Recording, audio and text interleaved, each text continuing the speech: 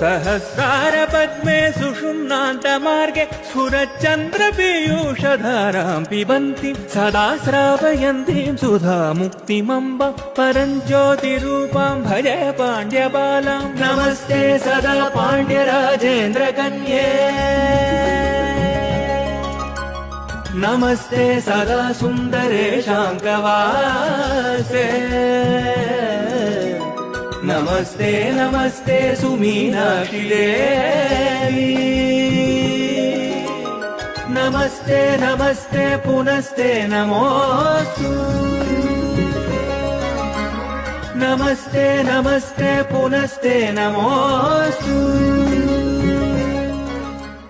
सहस्रार पद्मे सुषुम्नान्तमार्गे स्फुरच्चन्द्रपीयूषधारां पिबन्ति सदा श्रावयन्तीं सुधामुक्तिमम्ब परं ज्योतिरूपां भजे पाण्ड्यबालां। नमस्ते सदा पाण्ड्यराजेन्द्रकन्ये